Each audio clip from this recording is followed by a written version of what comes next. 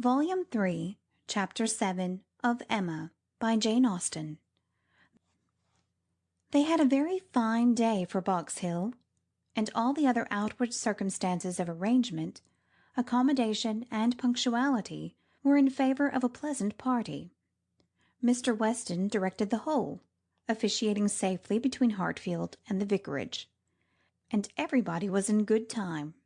Emma and Harriet went together, Miss Bates and her niece with the Eltons, the gentleman on horseback. Mrs. Weston remained with Mr. Woodhouse. Nothing was wanting but to be happy when they got there. 7 miles were travelling in expectation of enjoyment, and everybody had a burst of admiration on first arriving. But in the general amount of the day there was deficiency. There was a languor, a want of spirits, a want of union, which could not be got over.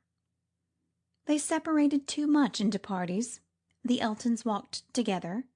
Mr. Knightley took charge of Miss Bates and Jane, and Emma and Harriet belonged to Frank Churchill. And Mr. Weston tried in vain to make them harmonize better. It seemed at first an accidental division, but it never materially varied. Mr. and Mrs. Elton indeed showed no unwillingness to mix and be as agreeable as they could, but during the 2 whole hours that were spent on the hill, there seemed a principle of separation between the other parties, too strong for any fine prospects, or any cold collation, or any cheerful Mr. Weston to remove. At first it was downright dullness to Emma. She had never seen Frank Churchill so silent and stupid. He said nothing worth hearing, looked without seeing, admired without intelligence, listened without knowing what she said. While he was so dull, it was no wonder that Harriet should be dull likewise, and they were both insufferable. When they all sat down it was better. To her taste a great deal better, for Frank Churchill grew talkative and gay, making her his first object. Every distinguishing attention that could be paid was paid to her. To amuse her, to be agreeable in her eyes, seemed all that he cared for. And Emma, glad to be enlivened, not sorry to be flattered, was gay and easy too, and gave him all the friendly encouragement, the admission to be gallant, which she had ever given in the first and most animating period of their acquaintance, but which now in her own estimation meant nothing, though in the judgment of most people looking on it must have been such an appearance as no English word but flirtation could very well describe. Mr. Frank Churchill and Miss Woodhouse flirted together excessively. They were laying themselves open to that very phrase, and to having it set off in a letter to Maple Grove by one lady, to Ireland by another. Not that Emma was gay and thoughtless from any real felicity. It was rather because she felt less happy than she had expected. She laughed because she was disappointed, and though she liked him for his attentions, and thought them all, whether in friendship, admiration, or playfulness, extremely judicious, they were not winning back her heart. She still intended him for her friend. "How much I am obliged to you," said he, "for telling me to come today. If it had not been for you, I should certainly have lost all the happiness of this party. I had quite determined to go away again." "Yes, you were very cross, and I do not know what about, except that you were too late for the best strawberries. I was a kinder friend than you deserved, but you were humble. You begged hard to be commanded to come." "Don't say I was cross. I was fatigued. The heat overcame me." "It is hotter today." "Not to my feelings. I am perfectly comfortable today." "You are comfortable because you are under command." "Your command? Yes." "Perhaps I intended you to say so, but I meant self-command. You had, somehow or other, broken bounds yesterday, and run away from your own management. But to-day you are got back again, and as I cannot be always with you, it is best to believe your temper under your own command rather than mine." "It comes to the same thing. I can have no self-command without a motive. You order me whether you speak or not, and you can always be with me. You are always with me." "Dating from 3 o'clock yesterday? My perpetual influence could not begin earlier, or you would not have been so much out of humour before. 3 o'clock yesterday? That is your date. I thought I had seen you first in February. Your gallantry is really unanswerable. But, lowering her voice, nobody speaks except ourselves, and it is rather too much to be talking nonsense for the entertainment of 7 silent people. I say nothing of which I am ashamed, replied he with lively impudence. I saw you first in February. Let everybody on the hill hear me if they can. Let my accent swell to Mickleham on one side and Dorking on the other. I saw you first in February. And then whispering, Our companions are excessively stupid. What shall we do to rouse them? Any nonsense will serve. They shall talk. Ladies and gentlemen, I am ordered by Miss Woodhouse, who, wherever she is, presides, to say that she desires to know what you are all thinking of. Some laughed, and answered good-humouredly. Miss Bates said a great deal. Mrs. Elton swelled at the idea of Miss Woodhouse's presiding. Mr. Knightley's answer was most distinct. Is Miss Woodhouse sure that she would like to hear what we are all thinking of? Oh, no, no, cried Emma, laughing as carelessly as she could. upon no account in the world. It is the very last thing I would stand the brunt of just now. Let me hear anything rather than what you are all thinking of. I will not say quite all. There are 1 or 2, perhaps, glancing at Mr. Weston and Harriet, whose thoughts I might not be afraid of knowing. It is the sort of thing, cried Mrs. Elton emphatically, which I should not have thought myself privileged to inquire into, though perhaps, as the chaperone of the party, I never was in any circle. Exploring parties, young ladies, married women. Her mutterings were chiefly to her husband, and he murmured in reply, Very true, my love, very true. Exactly so indeed. Quite unheard of. But some ladies say anything. Better pass it off as a joke. Everybody knows what is due to you. It will not do, whispered Frank to Emma. They are most of them affronted. I will attack them with more address. Ladies and gentlemen, I am ordered by Miss Woodhouse to say that she waives her right of knowing exactly what you may all be thinking of, and only requires something very entertaining from each of you in a general way. Here are 7 of you, besides myself, who, she is pleased to say, am very entertaining already, and she only demands from each of you either one thing very clever, be it prose or verse, original or repeated, or 2 things moderately clever, or 3 things very dull indeed, and she engages to laugh heartily at them all. Oh, very well, exclaimed Miss Bates. Then I need not be uneasy. 3 things very dull indeed. That will just do for me, you know. I shall be sure to say 3 dull things as soon as ever I open my mouth, shan't I? Looking round with the most good-humoured dependence on everybody's assent. Do not you all think I shall? Emma could not resist. Ah, ma'am, but there may be a difficulty. Pardon me, but you will be limited as to number. Only 3 at once.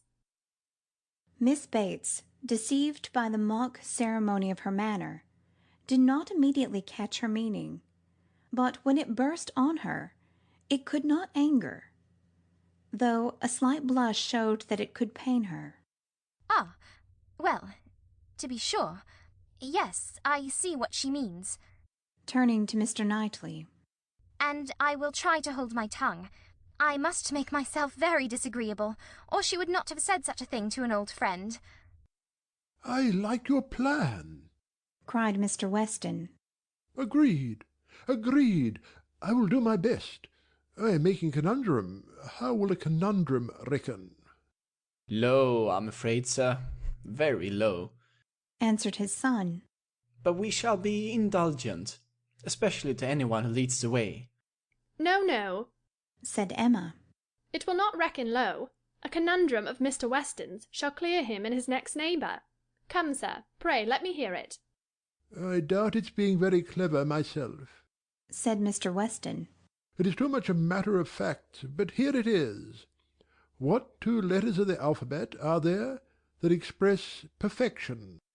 What 2 letters express perfection? I am sure I do not know. Ah, you'll never guess. You, To Emma. I am certain, will never guess. I will tell you. M and A. Emma. Do you understand? Understanding and gratification came together. It might be a very indifferent piece of wit, but Emma found a great deal to laugh at and enjoy in it. And so did Frank and Harriet. It did not seem to touch the rest of the party equally. Some looked very stupid about it, and Mr. Knightley gravely said, This explains the sort of clever thing that is wanted, and Mr. Weston has done very well for himself. But he must have knocked up everybody else. Perfection should not have come quite so soon.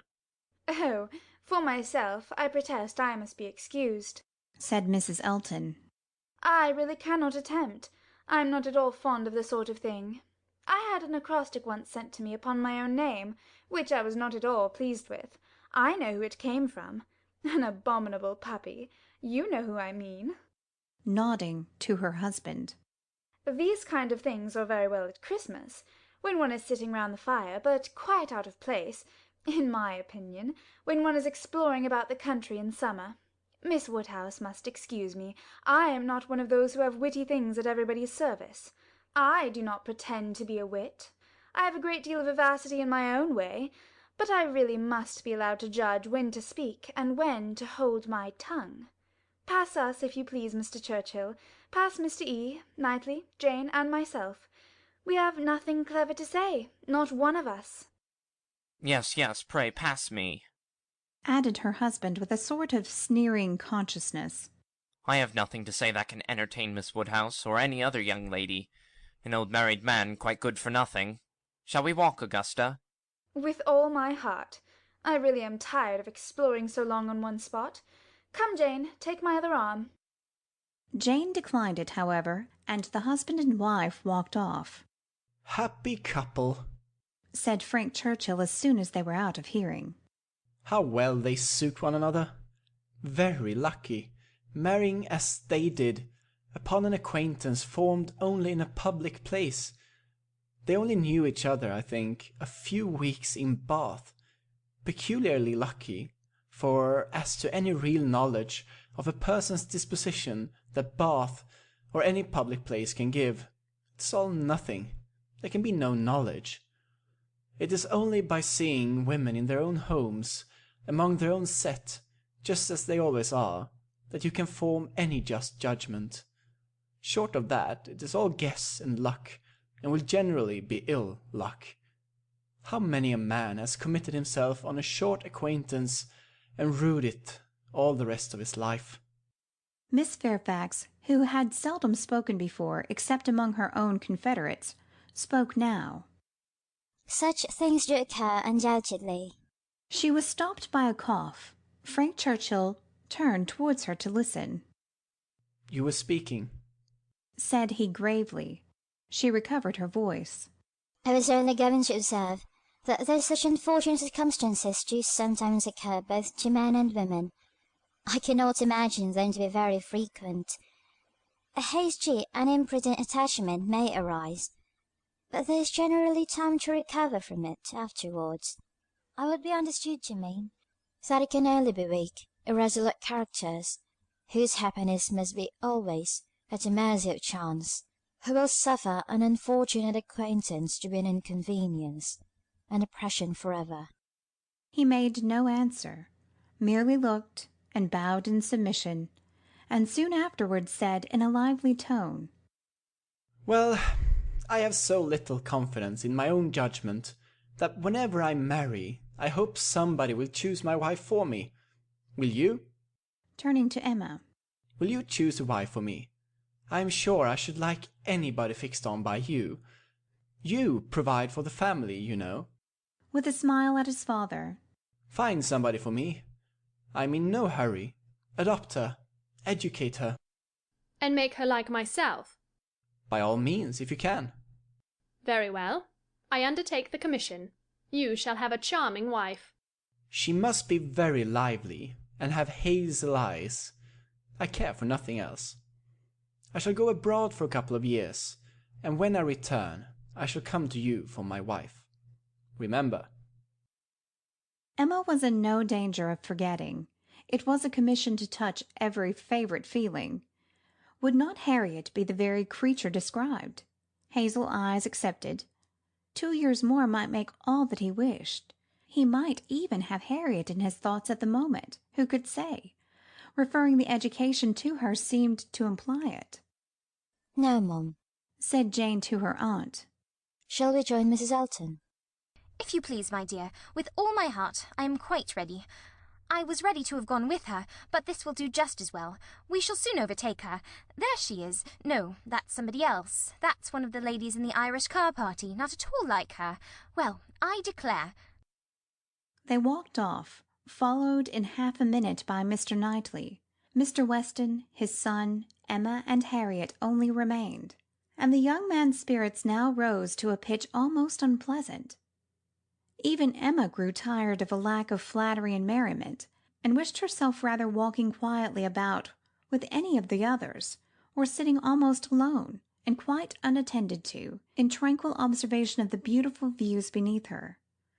The appearance of the servants, looking out for them to give notice of the carriage, was a joyful sight, and even the bustle of collecting and preparing to depart, and the solicitude of Mrs. Elton to have her carriage first, was gladly endured, in the prospect of the quiet drive home, which was to close the very questionable enjoyments of the day of pleasure.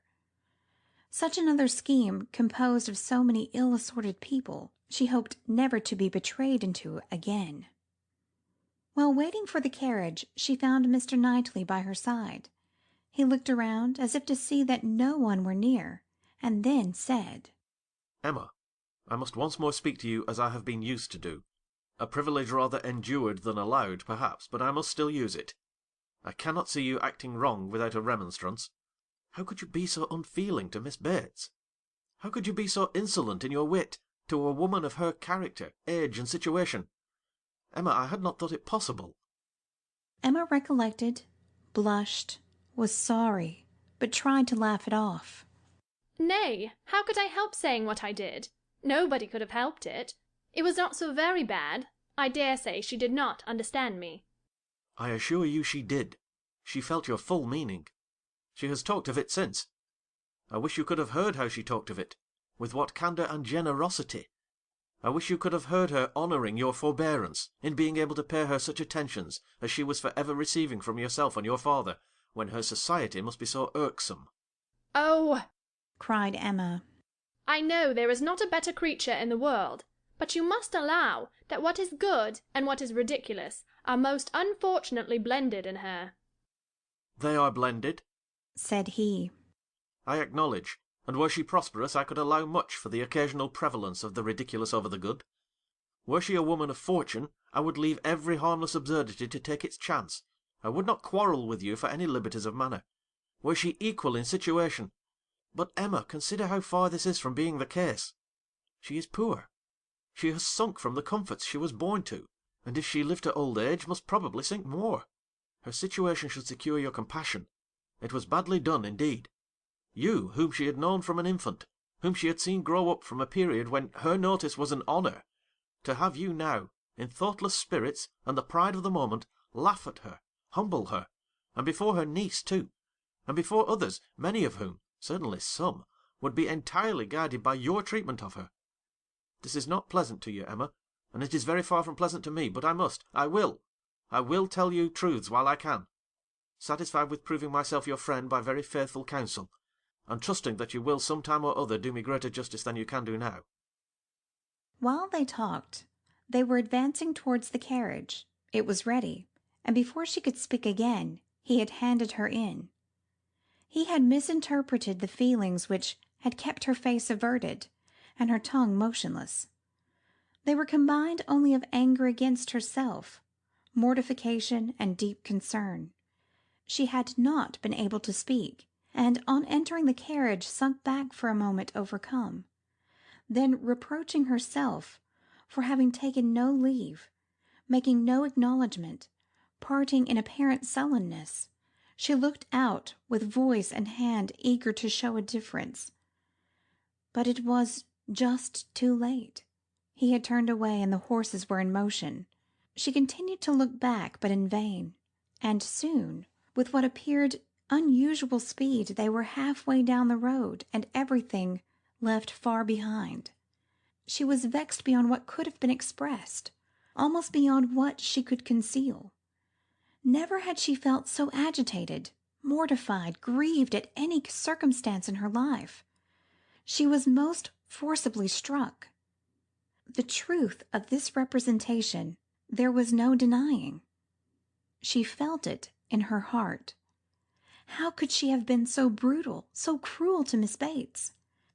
How could she have exposed herself to such ill opinion to any one she valued? And how suffer him to leave her without saying one word of gratitude, of concurrence, of common kindness? Time did not compose her. As she reflected more, she seemed but to feel it more. She never had been so depressed. Happily, it was not necessary to speak. There was only Harriet, who seemed not in spirits herself, fagged, and very willing to be silent. And Emma felt the tears running down her cheeks almost all the way home, without being at any trouble to check them, extraordinary as they were. End of Volume 3, Chapter 7 of Emma.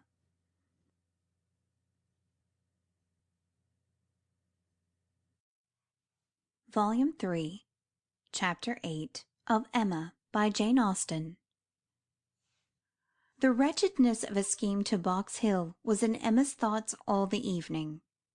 How it might be considered by the rest of the party, she could not tell.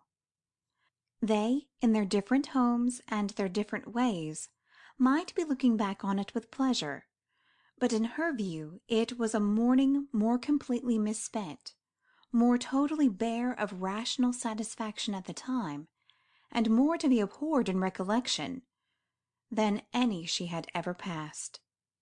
A whole evening of backgammon with her father was felicity to it.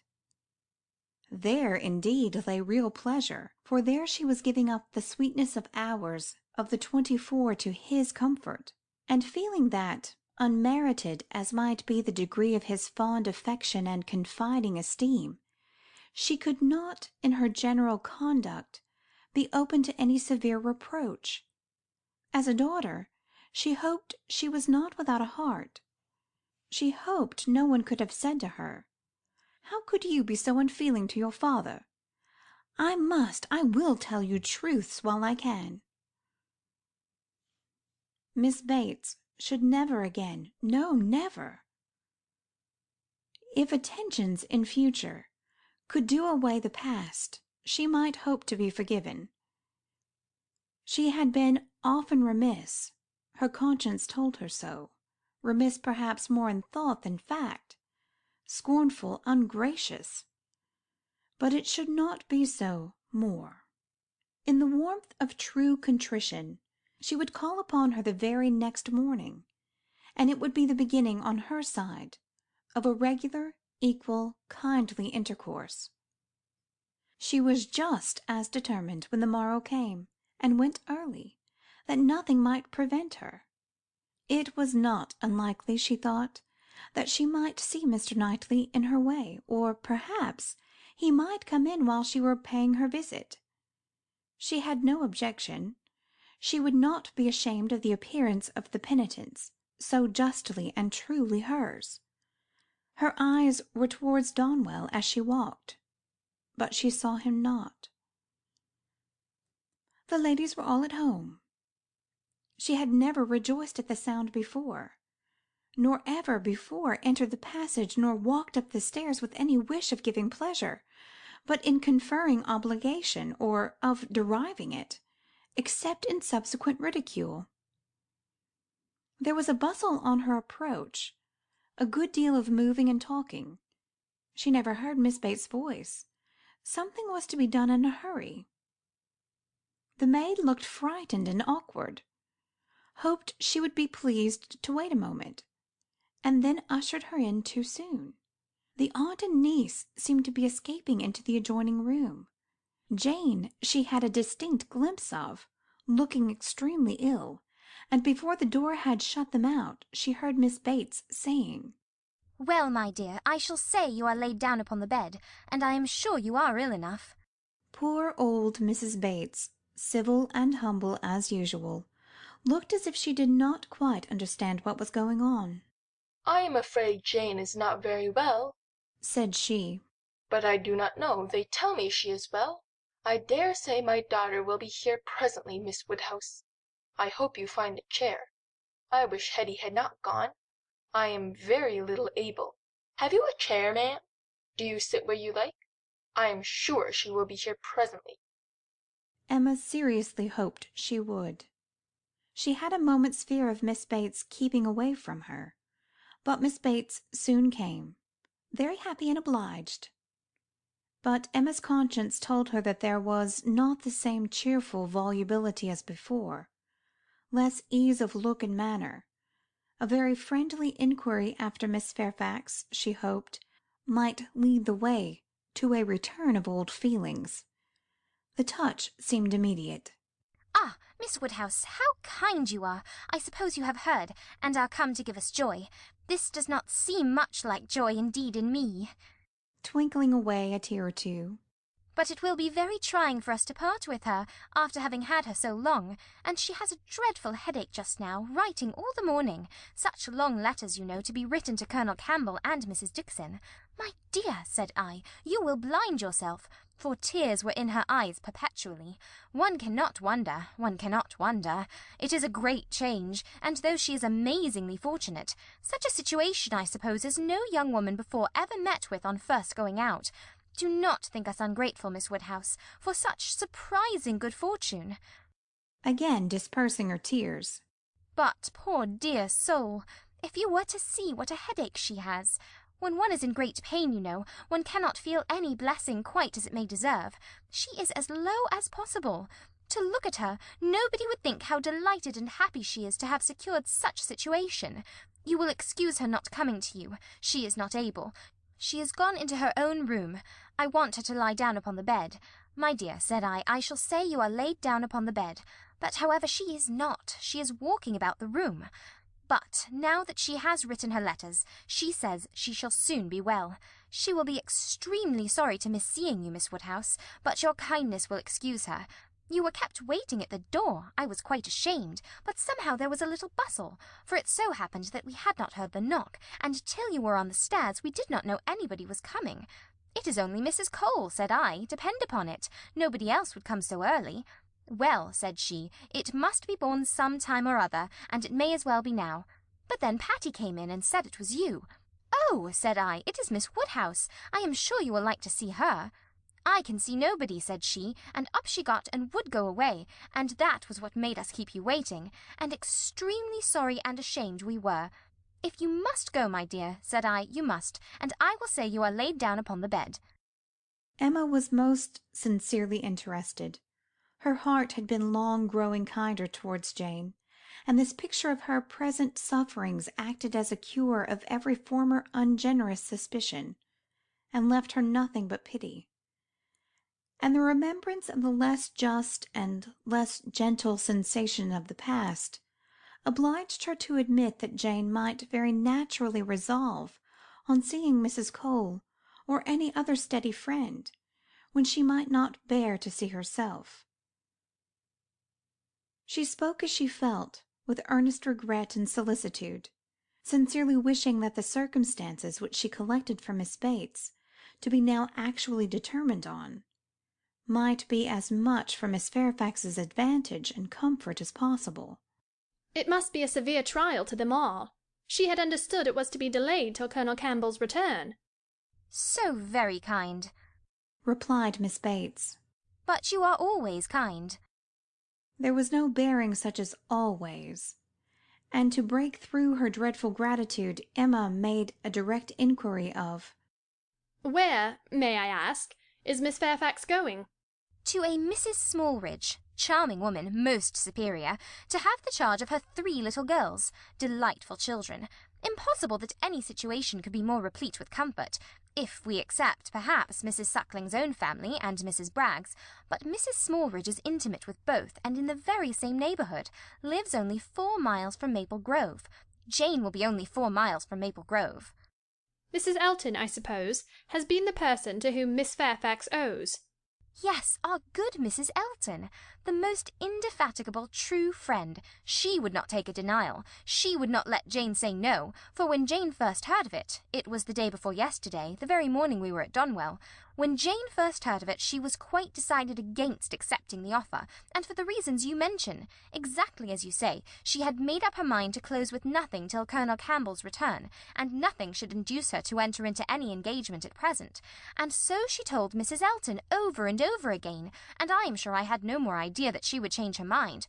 But that good Mrs. Elton, whose judgment never fails her, saw farther than I did. It is not everybody that would have stood out in such a kind way as she did, and refused to take Jane's answer, but she positively declared she would not write any such denial yesterday as Jane wished her. She would wait. And sure enough, yesterday evening it was all settled that Jane should go. Quite a surprise to me. I had not the least idea. Jane took Mrs. Elton aside and told her at once that upon thinking over the advantages of Mrs. Smallridge's situation, she had come to the resolution of accepting it. I did not know a word of it till it was all settled. You spent the evening with Mrs. Elton? Yes, all of us. Mrs. Elton would have us come. It was settled so upon the hill, while we were walking about with Mr. Knightley. You must all spend your evening with us, said she. I positively must have you all come. Mr. Knightley was there too, was he? No, not Mr. Knightley. He declined it from the first, and though I thought he would come, because Mrs. Elton declared she would not let him off, he did not. But my mother and Jane and I were all there, and a very agreeable evening we had. Such kind friends, you know, Miss Woodhouse, one must always find agreeable, though everybody seemed rather fagged after the morning's party. Even pleasure, you know, is fatiguing, and I cannot say that any of them seemed very much to have enjoyed it. However, I shall always think it a very pleasant party, and feel extremely obliged to the kind friends who included me in it. Miss Fairfax, I suppose, though you were not aware of it, had been making up her mind the whole day? I dare say she had. Whenever the time may come, it must be unwelcome to her and all her friends, but I hope her engagement will have every alleviation that is possible. I mean, as to the character and manners of the family. Thank you, dear Miss Woodhouse. Yes, indeed, there is everything in the world that can make her happy in it. Except the Sucklings and Braggs, there is not such another nursery establishment, so liberal and elegant, in all Mrs. Elton's acquaintance. Mrs. Smallridge, a most delightful woman, a style of living almost equal to Maple Grove. And as to the children, except the little Sucklings and little Braggs, there are not such elegant, sweet children anywhere. Jane will be treated with such regard and kindness. It will be nothing but pleasure, a life of pleasure. And her salary. I really cannot venture to name her salary to you, Miss Woodhouse. Even you, used as you are to great sums, would hardly believe that so much could be given to a young person like Jane. Ah, madam, cried Emma, if other children are at all like what I remember to have been myself, I should think 5 times the amount of what I have ever yet heard named as a salary on such occasions, dearly earned. You are so noble in your ideas. And when is Miss Fairfax to leave you? Very soon indeed. That's the worst of it. Within a fortnight. Mrs. Smallridge is in a great hurry. My poor mother does not know how to bear it. So then I try to put it out of her thoughts, and say, come, ma'am, do not let us think about it any more. Her friends must all be sorry to lose her. And will not Colonel and Mrs. Campbell be sorry to find that she has engaged herself before their return? Yes, Jane says she is sure they will, but yet this is such a situation as she cannot feel herself justified in declining. I was so astonished when she first told me what she had been saying to Mrs. Elton, and when Mrs. Elton at the same moment came congratulating me upon it. It was before tea. Stay, no, it could not be before tea, because we were just going to cards. And yet it was before tea, because I remember thinking, oh, no, now I recollect, now I have it. Something happened before tea, but not that. Mr. Elton was called out of the room before tea. Old John Abdy's son wanted to speak with him. Poor old John, I have a great regard for him. He was clerk to my poor father 27 years. And now, poor old man, he is bedridden, and very poorly with the rheumatic gout in his joints. I must go and see him today, and so will Jane, I am sure, if she gets out at all. And poor John's son came to talk to Mr. Elton about relief from the parish. He is very well to do himself, you know, being head man at the Crown, ostler, and everything of that sort, but still he cannot keep his father without some help. And so, when Mr. Elton came back, he told us what John Ostler had been telling him, and then it came out about the shares having been sent to Randalls to take Mr. Frank Churchill to Richmond. That was what happened before tea. It was after tea that Jane spoke to Mrs. Elton. Miss Bates would hardly give Emma time to say how perfectly new this circumstance was to her, but as without supposing it was possible that she could be ignorant of any of the particulars of Mr. Frank Churchill's going, she proceeded to give them all. It was of no consequence.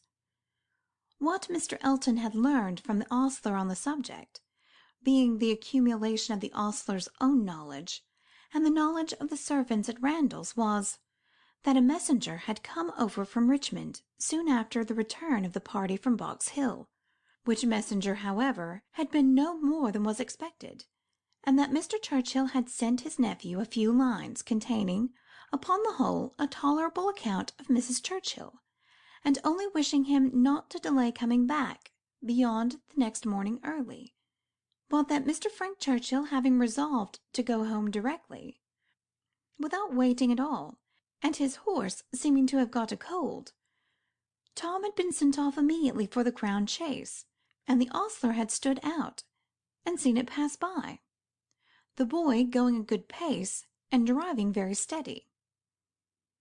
There was nothing in all this either to astonish or interest, but it caught Emma's attention only as it united with the other subject, which already engaged her mind. The contrast between Mrs. Churchill's importance in the world and Jane Fairfax's struck her. One was everything, the other nothing, and she sat musing on the difference of woman's destiny, the quite unconscious on what her eyes were fixed, till roused by Miss Bates saying, I see what you are thinking of, the pianoforte. What is to become of that? Very true. Poor dear Jane was talking of it just now. You must go, said she. You and I must part. You will have no business here. Let it stay, however, said she. Give it house room till Colonel Campbell comes back. I shall talk about it to him. He will settle for me. He will help me out of all my difficulties. And to this day I do believe she knows not whether it was his present or his daughter's.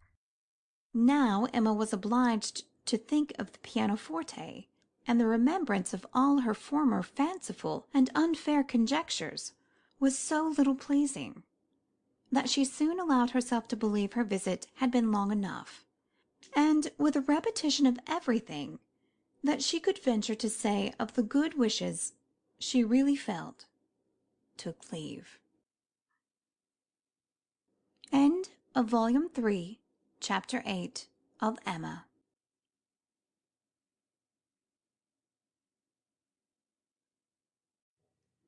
Volume 3, Chapter 9 of Emma, by Jane Austen.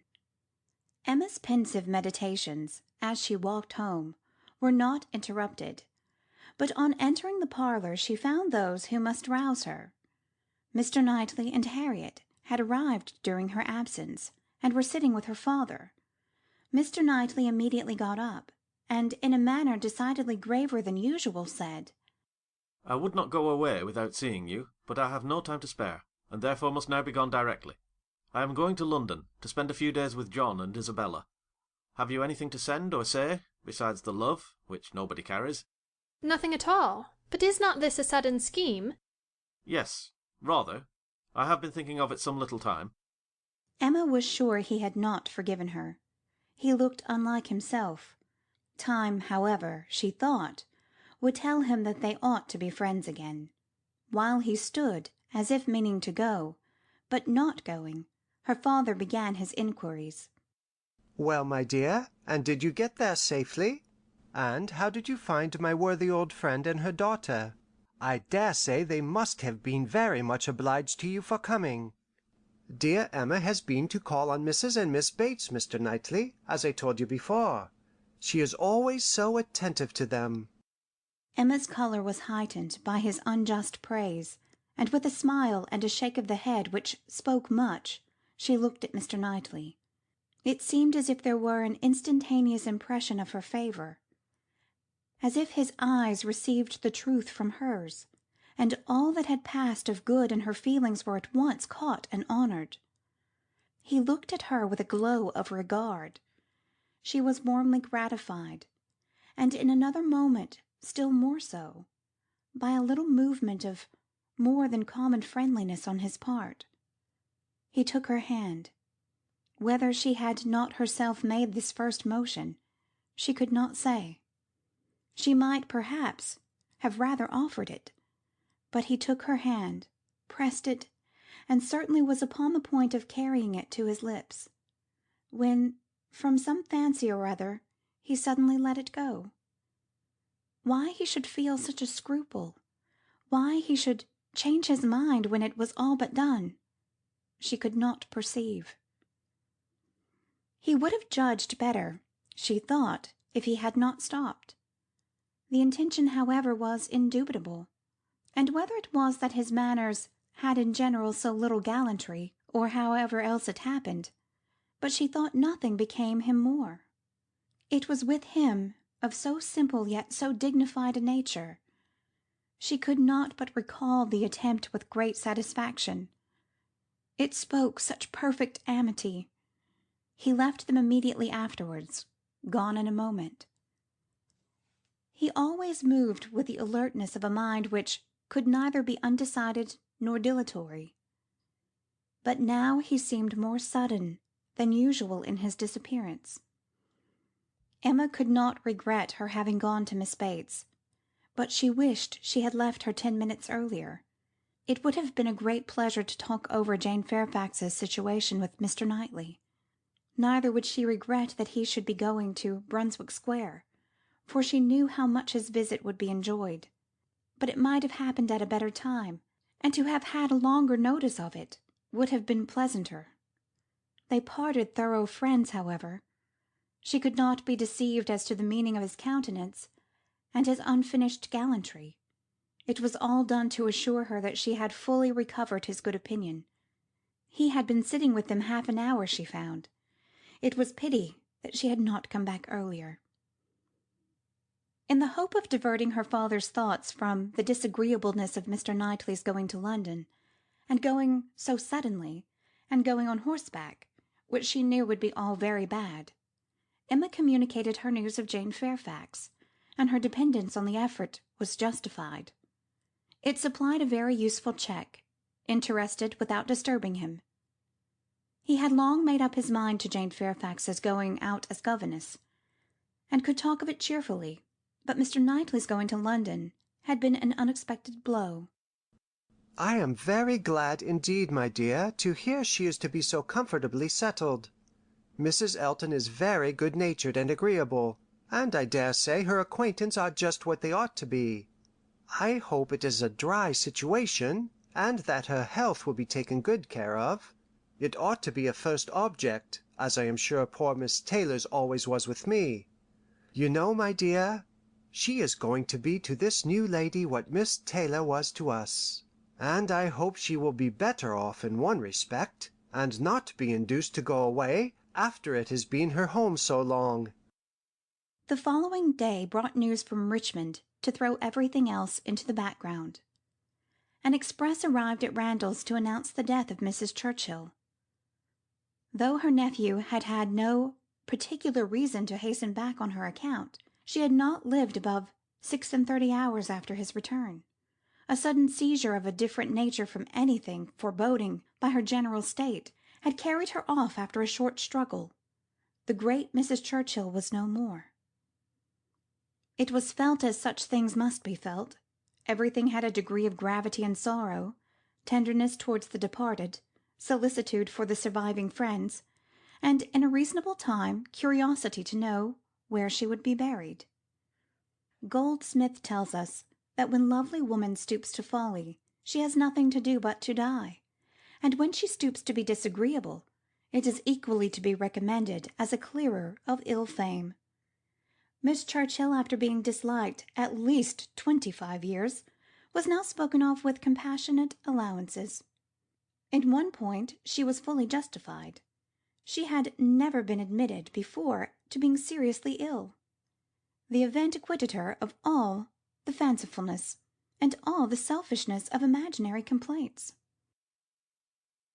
Poor Miss Churchill! No doubt she had been suffering a great deal, more than anybody ever supposed, and continual pain would try the temper. It was a sad event, a great shock. With all her faults, what would Mr. Churchill do without her? Mr. Churchill's loss would be dreadful indeed. Mr. Churchill would never get over it. Even Mr. Weston shook his head, and looked solemn, and said, "Ah, poor woman! Who would have thought it?" and resolved that his mourning should be as handsome as possible, and his wife sat sighing and moralizing over his broad hems, with a commiseration and good sense, true and steady. How it would affect Frank was among the earliest thoughts of both. It was also a very early speculation with Emma. The character of Mrs. Churchill, the grief of her husband. Her mind glanced over them both with awe and compassion, and then rested with lighted feelings on how Frank might be affected by the events, how benefited, how freed. She saw in a moment all the possible good. Now an attachment to Harriet Smith would have nothing to encounter.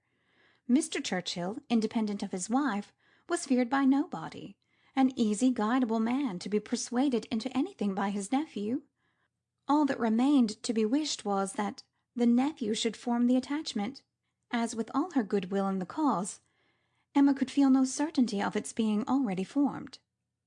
Harriet behaved extremely well on the occasion, with great self-command. Whatever she might feel of brighter hope, she betrayed nothing. Emma was gratified to observe such a proof in her of strengthened character, and refrained from any allusion that might endanger its maintenance. They spoke, therefore, of Mrs. Churchill's death with mutual forbearance. Short letters from Frank were received at Randalls, communicating all that was immediately important of their state and plans. Mr. Churchill was better than could be expected, and their first removal, on the departure of the funeral for Yorkshire, was to be to the house of the very old friend in Windsor, to whom Mr. Churchill had been promising a visit the last 10 years. At present there was nothing to be done for Harriet. Good wishes for the future were all that could be possible on Emma's side. It was a more pressing concern to show attention to Jane Fairfax, whose prospects were closing, while Harriet's opened, and whose engagements were allowed of no delay in any one at Highbury, who wished to show her kindness. And with Emma it was grown into a first wish. She had scarcely a stronger regret than for her past coldness, and the person whom she had been so many months neglecting was now the very one on whom she would have lavished every distinction of regard or sympathy. She wanted to be of use to her, wanted to show a value for her society, and testify respect and consideration. She resolved to prevail on her to spend a day at Hartfield. A note was written to urge it.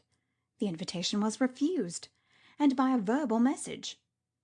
Miss Fairfax was not well enough to write, and when Mr. Perry called at Hartfield the same evening, it appeared that she was so much indisposed as to have been visited, though against her own consent, by himself, and that she was suffering under severe headaches and a nervous fever to a degree which made him doubt the possibility of her going to Mrs. Smallridge's at the time proposed.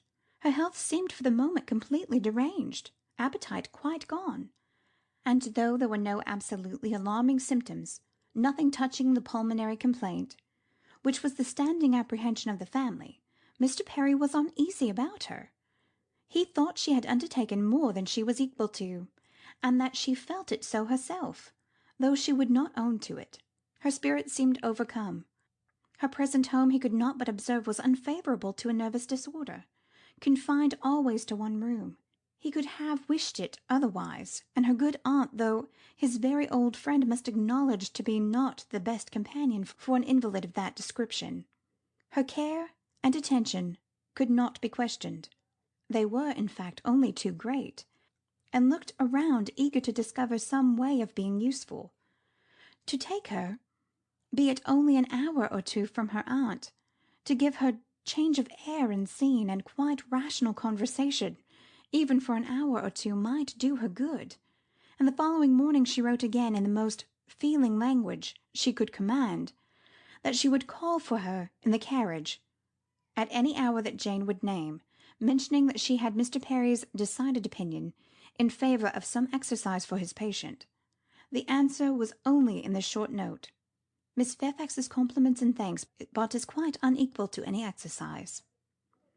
Emma felt that her own note had deserved something better, but it was impossible to quarrel with words, whose tremulous inequality showed indisposition so plainly, and that she thought only of how she might best counteract this unwillingness to be seen or assisted. In spite of the answer, therefore, she ordered the carriage and drove to Mrs. Bates, in the hope that Jane would be induced to join her. But it would not do. Miss Bates came to the carriage door, all gratitude, and agreeing with her most earnestly in thinking that an airing might be of the greatest service, and everything that message could do was tried, but all in vain. Miss Bates was obliged to return without success. Jane was quite unpersuadable. The mere proposal of going out seemed to make her worse. Emma wished she could have seen her, and tried her own powers, but almost before she could hint the wish, Miss Bates made it appear that she had promised her niece on no account to let Miss Woodhouse in. Indeed, the truth was that poor dear Jane could not bear to see anybody at all. Mrs. Elton, indeed, could not be denied, and Mrs. Cole had made such a point, and Mrs. Perry had said so much, but except them, Jane would really see nobody. Emma did not want to be classed with the Mrs. Eltons, the Mrs. Perrys, and the Mrs. Coles, who would force themselves anywhere. Neither could she feel any right of preference herself. She submitted, therefore, and only questioned Miss Bates farther as to her niece's appetite and diet, which she longed to be able to assist. On that subject poor Miss Bates was very unhappy, and very communicative. Jane would hardly eat anything. Mr. Perry recommended nourishing food, but everything they could command, and never had anybody such good neighbours, was distasteful. Emma, on reaching home, called the housekeeper directly to an examination of her stores, and some arrowroot of very superior quality was speedily dispatched to Miss Bates, with a most friendly note. In half an hour the arrowroot was returned, with 1,000 thanks from Miss Bates, but dear Jane would not be satisfied without its being sent back. It was a thing she could not take, and moreover, she insisted on her saying that she was not at all in want of anything. When Emma afterwards heard that Jane Fairfax had been seen wandering about the meadows in some distance from Highbury, on the afternoon of the very day on which she had, under the plea of being unequal to any exercise, so peremptorily refused to go out with her in the carriage, she could have no doubt, putting everything together, that Jane was resolved to receive no kindness from her. She was sorry, very sorry.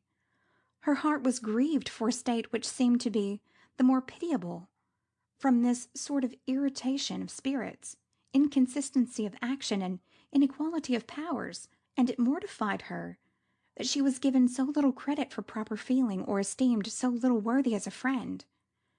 But she had the consolation of knowing that her intentions were good, and of being able to say herself that could Mr. Knightley have been privy to all her attempts of assisting Jane Fairfax, could he even have seen into her heart, he would not on this occasion have found anything to reprove. End of Volume 3, Chapter 9 of Emma.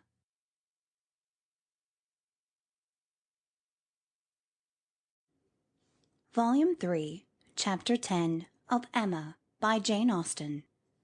One morning, about 10 days after Mrs. Churchill's decease, Emma was called downstairs to Mr. Weston, who could not stay 5 minutes and wanted particularly to speak with her. He met her at the parlour door, and hardly asking her how she did, in the natural key of his voice, sunk it immediately to say, unheard by her father, "Can you come to Randalls at any time this morning? Do, if it be possible. Mrs. Weston wants to see you. She must see you." Is she unwell? No, no, not at all. only a little agitated. She would have ordered the carriage and come to you, but she must see you alone, and that, you know—" nodding towards her father. "Can you come?" Certainly. This moment, if you please. It is impossible to refuse what you ask in such a way. But what can be the matter? Is she really not ill? "Depend upon me. But ask no more questions. You will know it all in time. The most unaccountable business. But hush, hush." To guess what all this meant was impossible even for Emma. Something really important seemed announced by his looks, but as her friend was unwell she endeavoured not to be uneasy, and settling it with her father that she would take her walk now, she and Mr. Weston were soon out of the house together and on their way at a quick pace for Randalls. "Now," said Emma, when they were fairly beyond the sweep gates. "Now, Mr. Weston, do let me know what has happened." "No, no," he gravely replied. "Don't ask me. I promised my wife to leave it all to her. She will break it to you better than I can. Do not be impatient, Emma. It will all come out too soon." "Break it to me!" cried Emma, standing still with terror. "Good God! Mr. Weston, tell me at once. Something has happened in Brunswick Square. I know it has. Tell me, I charge you, tell me this moment what it is." "No, indeed, you are mistaken." "Mr. Weston, do not trifle with me. Consider how many of my dearest friends are now in Brunswick Square. Which of them is it? I charge you by all that is sacred not to attempt concealment." "Upon my word, Emma." "Your word? Why not your honour? Why not say, upon your honour, that it has nothing to do with any of them? Good heavens! What can be to be broke to me that does not relate to one of that family?" "Upon my honour," said he, very seriously, "it does not. It is not in the smallest degree connected with any human being of the name of Knightley." Emma's courage returned, and she walked on. "I was wrong," he continued, "in talking of its being broke to you. I should not have used the expression. In fact, it does not concern you. It concerns only myself. That is, we hope. In short, my dear Emma, there is no occasion to be so uneasy about it. I don't say that it is not a disagreeable business, but things might be much worse. If we walk fast, we shall soon be at Randalls." Emma found that she must wait, and now it required little effort. She asked no more questions, therefore, merely employed her own fancy, and that soon pointed out to her the probability of its being some money concern, something just come to light, of a disagreeable nature in the circumstances of the family, something which the late event at Richmond had brought forward. Her fancy was very active. Half a dozen natural children, perhaps, and poor Frank Churchill cut off. This, though very undesirable, would be no matter of agony to her. It inspired little more than an animating curiosity. "Who is that gentleman on horseback?" said she, as they proceeded, speaking more to assist Mr. Weston in keeping his secret than with any other view. "I do not know. One of the Otways. Not Frank. It is not Frank, I assure you. You will not see him. He is half-way to Windsor by this time." "Has your son been with you, then?" "Oh, yes. Did you not know? Well, well, never mind." For a moment he was silent, and then added, in a tone much more guarded and demure, "Yes, Frank came over this morning, just to ask how we did." They hurried on, and were speedily at Randalls. "Well, my dear," said he as they entered the room, "I have brought her, and now I hope you will soon be better. I shall leave you together. There is no use in delay. I shall not be far off if you want me." and Emma distinctly heard him add, in a lower tone, before he quitted the room, "I've been as good as my word. She has not the least idea." Mrs. Weston was looking so ill, and had an air of so much perturbation, that Emma's uneasiness increased, and the moment they were alone she eagerly added, "What is it, my dear friend? Something of a very unpleasant nature, I find, has occurred. Do let me know directly what it is. I have been walking all this way in complete suspense. We both abhor suspense. Do not let mine continue longer. It will do you good to speak of your distress, whatever it may be. Have you indeed no idea? Said Mrs. Weston in a trembling voice. Cannot you, my dear Emma, cannot you form a guess as to what you are to hear? So far as that it relates to Mr. Frank Churchill, I do guess. You are right. It does relate to him, and I will tell you directly. Resuming her work, and seeming resolved against looking up. He has been here this very morning, on a most extraordinary errand. It is impossible to express our surprise. He came to speak to his father on a subject, to announce an attachment. She stopped to breathe. Emma thought first of herself, and then of Harriet. More than an attachment, indeed, resumed Mrs. Weston. An engagement, a positive engagement. What will you say, Emma?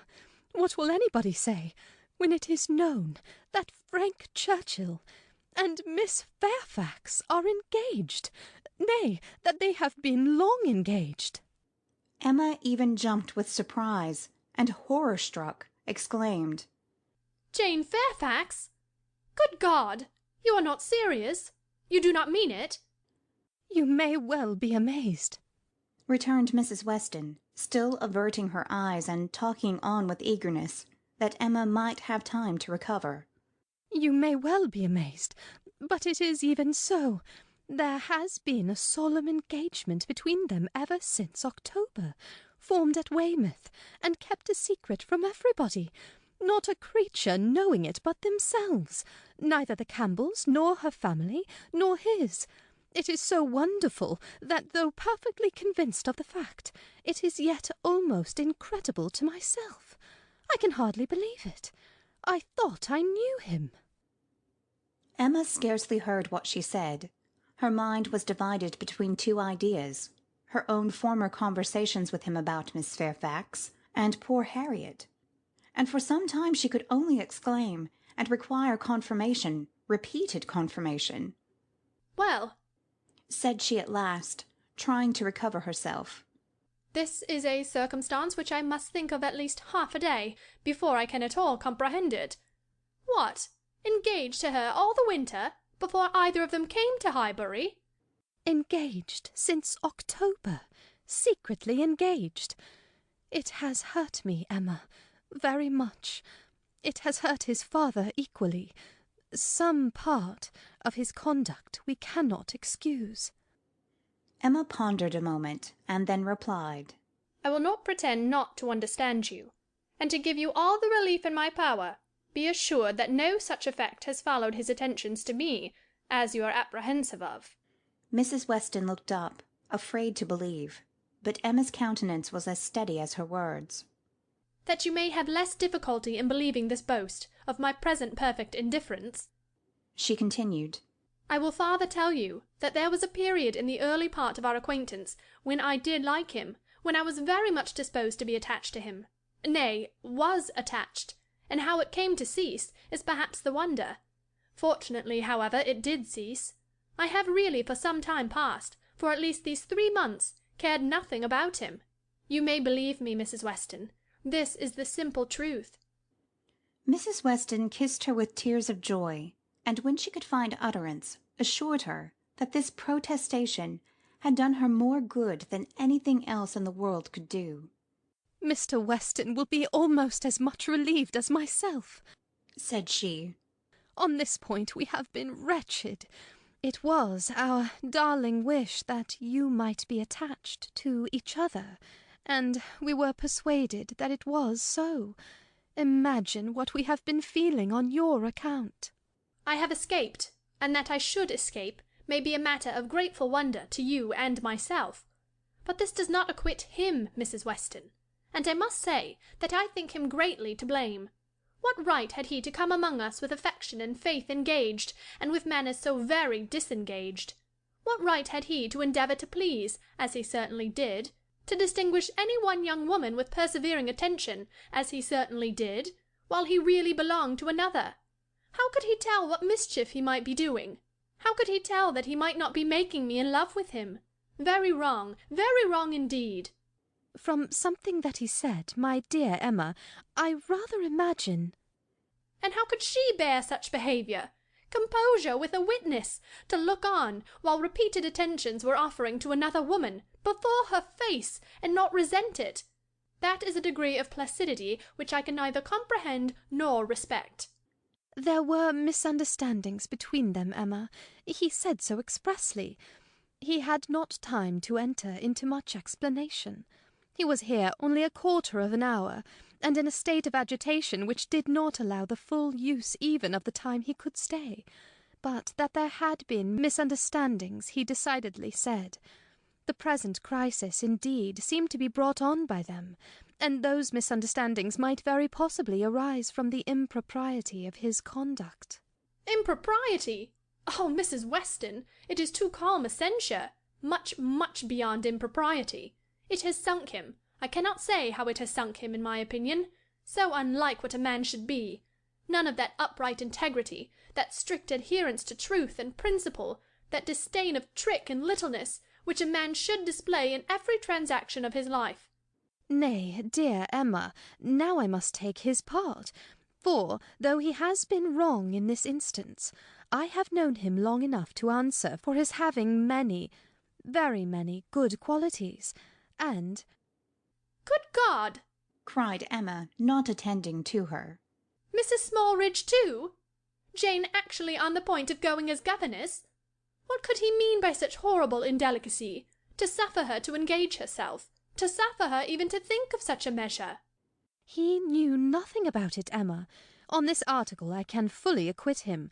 It was a private resolution of hers, not communicated to him, or at least not communicated in a way to carry conviction. Till yesterday I know he said he was in the dark as to her plans. They burst on him, I do not know how, but by some letter or message, and it was the discovery of what she was doing, of this very project of hers, which determined him to come forward at once, own it all to his uncle, throw himself on his kindness, and, in short, put an end to the miserable state of concealment that had been carrying on so long. Emma began to listen better. I am to hear from him soon, continued Mrs. Weston. He told me at parting that he should soon write, and he spoke in a manner which seemed to promise me many particulars that could not be given now. Let us wait, therefore, for this letter. It may bring many extenuations. It may make many things intelligible and excusable, which now are not to be understood. Don't let us be severe. Don't let us be in a hurry to condemn him. Let us have patience. I must love him, and now that I am satisfied on one point, the one material point, I am sincerely anxious for its all turning out well, and ready to hope that it may. They must both have suffered a great deal under such a system of secrecy and concealment. His sufferings, replied Emma dryly, do not appear to have done him much harm. Well, and how did Mr. Churchill take it? Most favourably for his nephew, gave his consent with scarcely a difficulty. Conceive what the events of a week have done in that family. While poor Mrs. Churchill lived, I suppose there could not have been a hope, a chance, a possibility, but scarcely are her remains at rest in the family vault than her husband is persuaded to act exactly opposite to what she would have required. What a blessing it is when undue influence does not survive the grave. He gave his consent with very little persuasion. Ah, thought Emma, he would have done as much for Harriet. This was settled last night, and Frank was off with the light this morning. He stopped at Highbury, at the Bates, I fancy, some time, and then came on hither, but was in such a hurry to get back to his uncle, to whom he is just now more necessary than ever, that, as I tell you, he could stay with us but a quarter of an hour. He was very much agitated, very much indeed, to a degree that made him appear quite a different creature from anything I had ever seen him before. In addition to all the rest, there has been the shock of finding her so very unwell, which he had had no previous suspicion of, and there was every appearance of his having been feeling a great deal. And do you really believe the affair to have been carrying on with such perfect secrecy? The Campbells, the Dixons, did none of them know of the engagement? Emma could not speak the name of Dixon without a little blush. None, no one. He positively said that it had been known to no being in the world but their two selves. Well, said Emma, I suppose we shall gradually grow reconciled to the idea, and I wish them very happy, but I shall always think it a very abominable sort of proceeding. What has it been but a system of hypocrisy and deceit, espionage and treachery, to come among us with professions of openness and simplicity, and such a league in secret to judge us all? Here have we been, the whole winter and spring, completely duped, fancying ourselves all on an equal footing of truth and honour, with two people in the midst of us who may have been carrying round, comparing and sitting in judgment on sentiments and words that were never meant for both to hear. They must take the consequence, if they have heard each other spoken of in a way not perfectly agreeable. I am quite easy on that head, replied Mrs. Weston. I am very sure that I never said anything of either to the other which both might not have heard. You are in luck. Your only blunder was confined to my ear, when you imagined a certain friend of ours in love with the lady.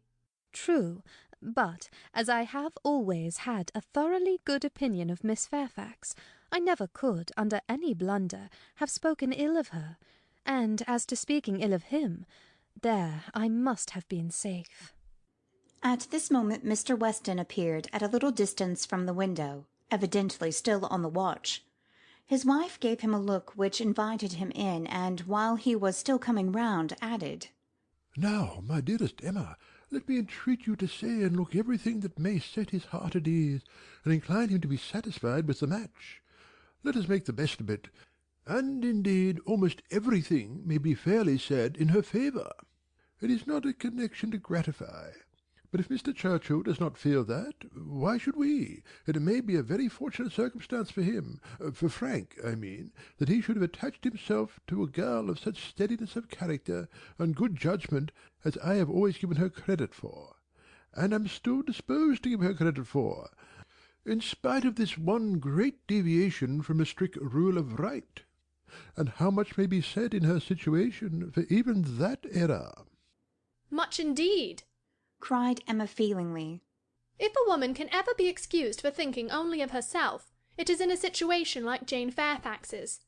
Of such, one may almost say, that the world is not theirs, nor the world's law. She met Mr. Weston on his entrance, with a smiling countenance, exclaiming, A very pretty trick you have been playing me, upon my word. This was a device, I suppose, to sport with my curiosity, and exercise my talent of guessing. But you really frightened me. I thought you had lost half your property at least. And here, instead of its being a matter of condolence, it turns out to be one of congratulation. I congratulate you, Mr. Weston, with all my heart, on the prospect of having one of the most lovely and accomplished young women in England for your daughter. A glance or two between him and his wife convinced him that all was as right as this speech proclaimed, and its happy effect on his spirits was immediate. His air and voice recovered their usual briskness. He shook her heartily and gratefully by the hand, and entered on the subject in a manner to prove that he now only wanted time and persuasion to think the engagement no very bad thing. His companions suggested only what could palliate imprudence, or smooth objections, and by the time they had talked it all over, and he had talked it all over again with Emma, in their walk back to Hartfield, he was become perfectly reconciled, and not far from thinking it the very best thing that Frank could possibly have done. End of Volume 3, Chapter 10 of Emma.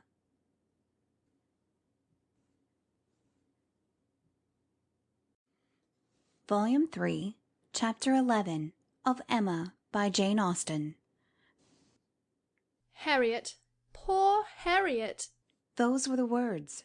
In them lay the tormenting ideas which Emma could not get rid of, and which constituted the real misery of the business to her. Frank Churchill had behaved very ill by herself, very ill in many ways, but it was not so much his behaviour as her own, which made her so angry with him. It was the scrape which he had drawn her into on Harriet's account that gave the deepest hue of his offence. Poor Harriet! To be a second time the dupe of her misconceptions and flattery. Mr. Knightley had spoken prophetically when he once said, "Emma, you have been no friend to Harriet Smith." She was afraid she had done her nothing but disservice. It was true that she had not to charge herself, in this instance as in the former, with being the sole and original author of the mischief, with having suggested such feelings as might otherwise never have entered Harriet's imagination, for Harriet had acknowledged her admiration and preference of Frank Churchill before she had ever given her a hint on the subject, but she felt guilty of having encouraged what she might have repressed.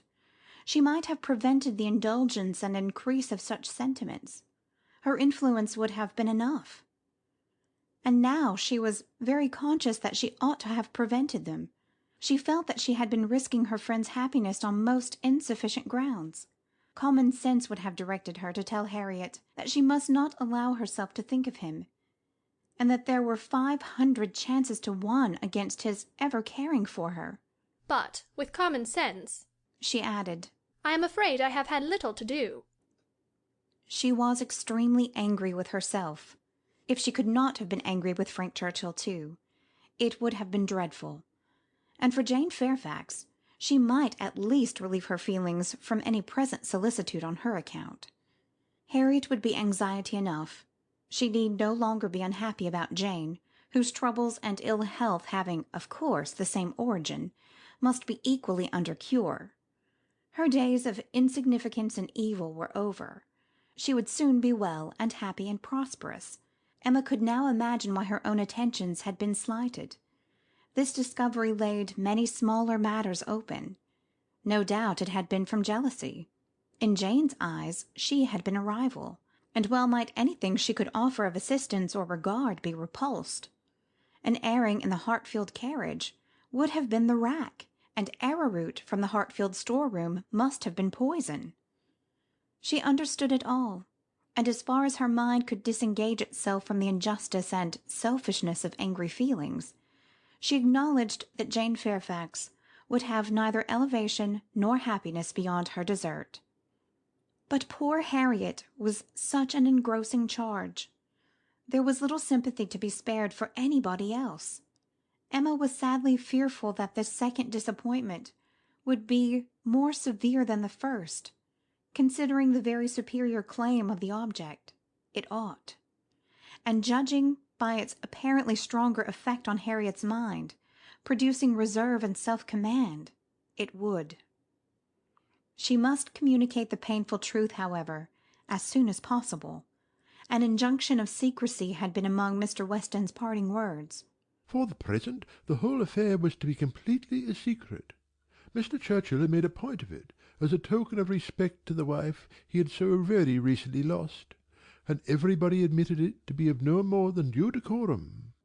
Emma had promised, but still Harriet must be accepted.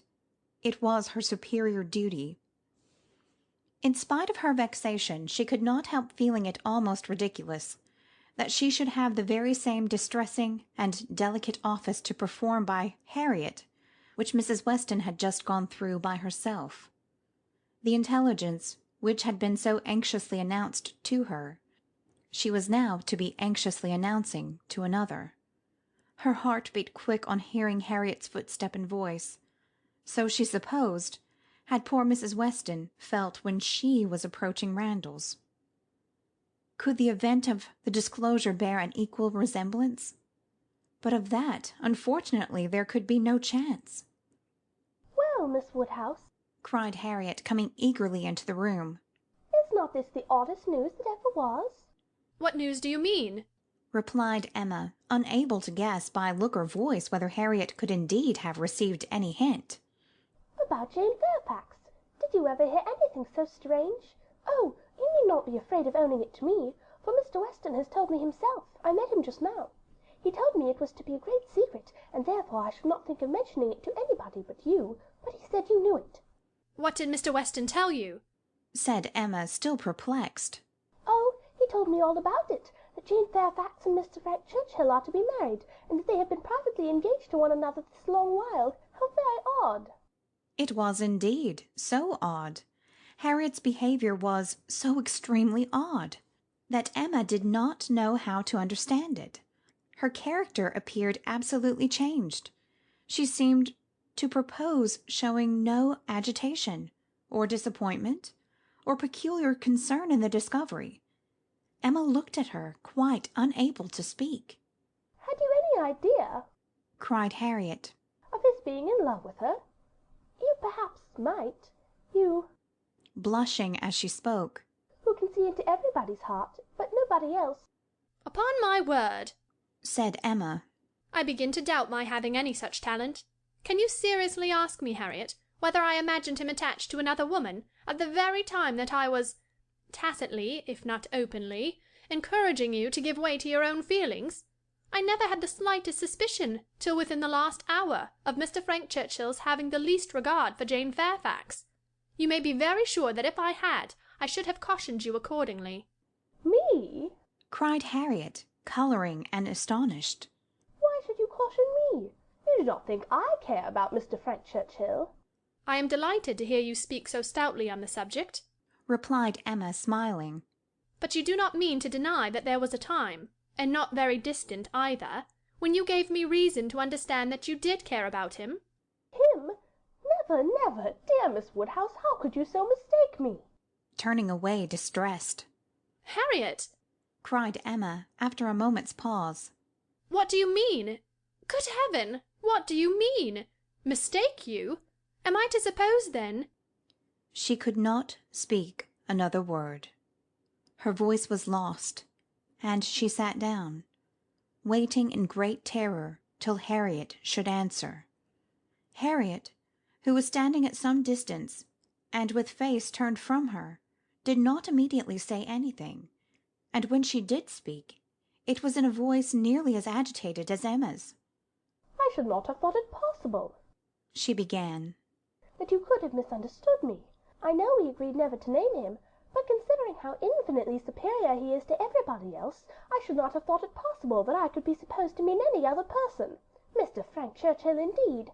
I do not know who would ever look at him in the company of the other. I hope I have a better taste than to think of Mr. Frank Churchill, who is like nobody by his side. And that you should have been so mistaken is amazing. I am sure, but for believing that you entirely approved and meant to encourage me in my attachment, I should have considered it at first too great a presumption almost to dare to think of him. At first, if you had not told me that more wonderful things had happened, that there had been matches of greater disparity, those were your very words, I should not have dared to give way to, I should not have thought it possible. But if you, who had been always acquainted with him—" "Harriet!" cried Emma, collecting herself resolutely. "Let us understand each other now, without the possibility of farther mistake. Are you speaking of Mr. Knightley?" "To be sure I am. I never could have an idea of anybody else, and so I thought you knew. When we talked about him, it was as clear as possible." "Not quite," returned Emma, with forced calmness. "For all that you then said appeared to me to relate to a different person.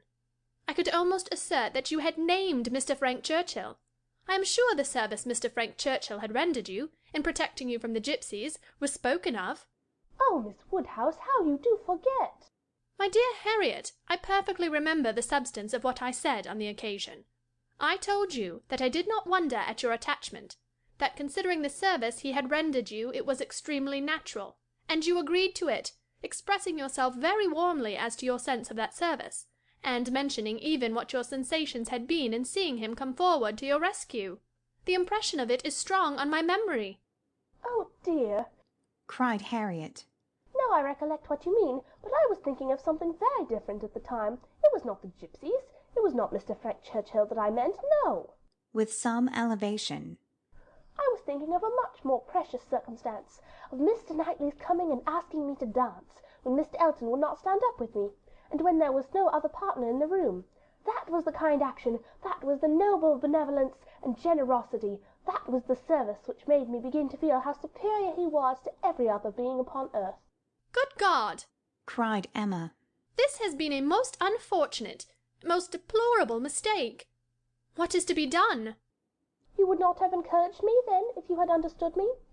At least, however, I cannot be worse off than I should have been if the other had been the person, and now it is possible. She paused a few moments. Emma could not speak. I do not wonder, Miss Woodhouse, she resumed, that you should feel a great difference between the two, as to me or as to anybody. You must think one 500,000,000 times more above me than the other. But I hope, Miss Woodhouse, that supposing that if, strange as it may appear, but you know they were your own words, that more wonderful things had happened, matches of greater disparity had taken place than between Mr. Frank Churchill and me, and therefore it seems as if such a thing even as this may have occurred before, and if I should be so fortunate beyond expression as to, if Mr. Knightley should really, and if he does not mind the disparity, I hope, dear Miss Woodhouse, you will not set yourself against it, and try to put difficulties in the way. But you are too good for that, I am sure. Harriet was standing at one of the windows. Emma turned round to look at her in consternation, and hastily added, "Have you any idea of Mr. Knightley's returning your affection?" "Yes," replied Harriet modestly, but not fearfully. "I must say that I have."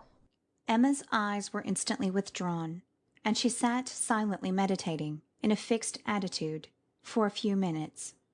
A few minutes were sufficient for making her acquainted with her own heart.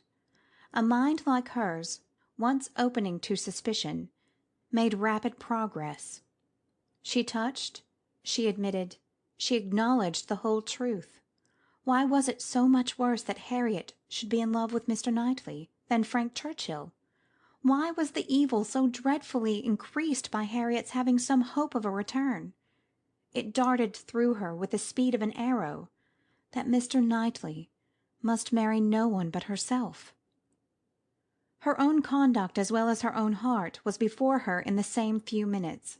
She saw it with a clearness which had never blessed her before. How improperly had she been acting by Harriet!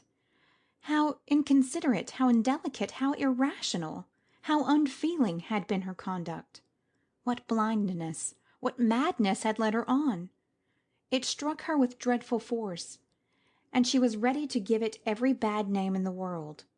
Some portion of respect for herself, however, in spite of all these demerits, some concern for her own appearance, and a strong sense of justice by Harriet.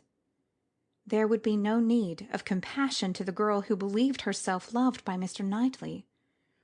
But justice required that she should not be made unhappy by any coldness now, gave Emma the resolution to sit and endure farther with calmness, with even apparent kindness. For her own advantage indeed it was fit that the utmost extent of Harriet's hopes should be inquired into, and Harriet had done nothing to forfeit the regard and interest which had been so voluntarily formed and maintained, or to deserve to be slighted by the person whose counsel had never let her write. Rousing from reflection, therefore, and subduing her emotion, she turned to Harriet again, and, in a more inviting accent, renewed the conversation. For, as to the subject which had first introduced it, the wonderful story of Jane Fairfax, that was quite sunk and lost. Neither of them thought but of Mr. Knightley and themselves. Harriet, who had been standing in no unhappy reverie, was yet very glad to be called from it. By the now encouraging manner of such a judge, and such a friend as Miss Woodhouse, and only wanted invitation to give the history of her hopes with great, though trembling delight. Emma's tremblings as she asked, and as she listened, were better concealed than Harriet's, but they were not less. Her voice was not unsteady, but her mind was in all the perturbation that such a development of self, such a burst of threatening evil, such a confusion of sudden and perplexing emotions must create. She listened with much inward suffering, but with great outward patience to Harriet's detail. Methodical, or well arranged, or very well delivered, it could not be expected to be, but it contained, when separated from all the feebleness and tautology of the narration, a substance to sink her spirit, especially with the corroborating circumstances, which her own memory brought in favour of Mr. Knightley's most improved opinion of Harriet. Harriet had been conscious of a difference in his behaviour ever since those 2 decisive dances. Emma knew that he had, on that occasion, found her much more superior to his expectation. From that evening, or at least from the time of Miss Woodhouse's encouraging her to think of him, Harriet had begun to be sensible of his talking to her much more than he had been used to do, and of his having indeed quite a different manner towards her, a manner of kindness and sweetness. Latterly she had been more and more aware of it. When they had all been walking together, he had so often come and walked by her, and talked so very delightfully. He seemed to want to be acquainted with her. Emma knew it to have been very much the case. She had often observed the change, to almost the same extent. Harriet repeated the expressions of approbation and praise from him, and Emma felt them to be the closest agreement with what she had known of his opinion of Harriet. He praised her for being without art or affection, for having simple, honest, generous feelings. She knew that he saw such recommendations in Harriet. He had dwelt on them to her more than once. Much that lived in Harriet's memory, many little particulars of notice she had received from him, a look, a speech, a removal from one chair to another, a compliment implied, a preference inferred, had been unnoticed, because unsuspected by Emma. Circumstances that might swell to half an hour's relation, and contained multiplied proofs to her who had seen them, had passed undiscerned by her who now heard them.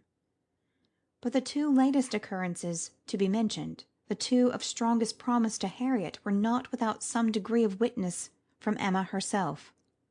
The first was his walking with her, apart from the others, in the lime walk at Donwell, where they had been walking some time before Emma came, and he had taken pains, as she was convinced, to draw her from the rest to himself, and at first he had talked to her in a more particular way than he had ever done before, in a very particular way indeed. Harriet could not recall it without a blush. He seemed to be almost asking her whether her affections were engaged. But as soon as she, Miss Woodhouse, appeared likely to join them, he changed the subject and began talking about farming. The second was his having sat talking with her nearly half an hour before Emma came back from her visit, the very last morning of his being at Hartfield, though when he first came in he had said he could not stay 5 minutes, and his having told her during their conversation that though he must go to London, it was very much against his inclination that he left home at all, which was much more, as Emma felt, than he had acknowledged to her.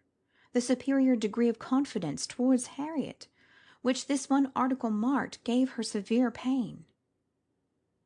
On the subject of the first of the 2 circumstances, she did, after a little reflection, venture the following question. Might he not? Is not it possible that when inquiring, as you thought, into the state of your affections, he might be alluding to Mr. Martin? He might have Mr. Martin's interest in view? But Harriet rejected the suspicion with spirit. Mr. Martin? No, indeed. There was not a hint of Mr. Martin. I hope I know better now than to care for Mr. Martin, or to be suspected of it. When Harriet had closed her evidence, she appealed to her dear Miss Woodhouse to say whether she had good ground for hope. I never should have presumed to think of it at first, said she. But for you. You told me to observe him carefully, and let his behaviour be the rule of mine, and so I have. But now I seem to feel that I may deserve him, and that if he does choose me, it will not be anything so very wonderful. The bitter feelings occasioned by this speech, the many bitter feelings, made the utmost exertion necessary on Emma's side to enable her to say in reply, Harriet, I will only venture to declare that Mr. Knightley is the last man in the world who would intentionally give any woman the idea of his feeling for her more than he really does. Harriet seemed ready to worship her friend for a sentence so satisfactory, and Emma was only saved from raptures and fondness, which at that moment would have been dreadful penance, by the sound of her father's footsteps. He was coming through the hall. Harriet was too much agitated to encounter him. She could not compose herself, Mr. Woodhouse would be alarmed. She had better go.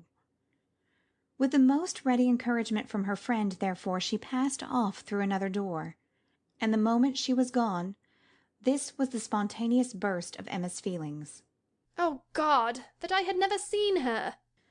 The rest of the day, the following night, were hardly enough for her thoughts. She was bewildered amidst the confusion of all that had rushed on her within the last few hours.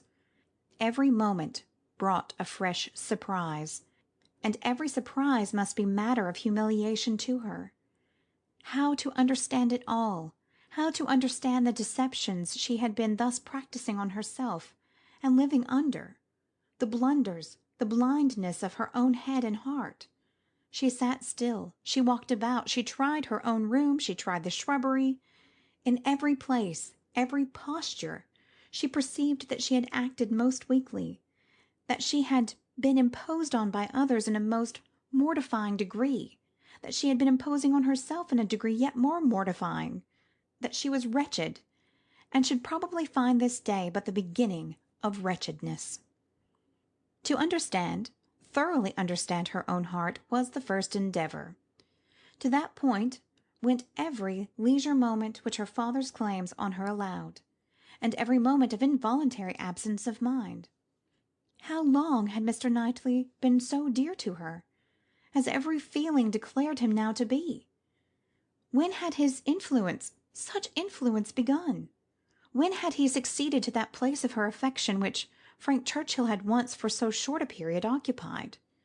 She looked back, she compared the two, compared them as they had always stood in her estimation, from the time of the latter's becoming known to her, and as they must at any time have been compared by her, had it by any blessed felicity occurred to her to institute the comparison.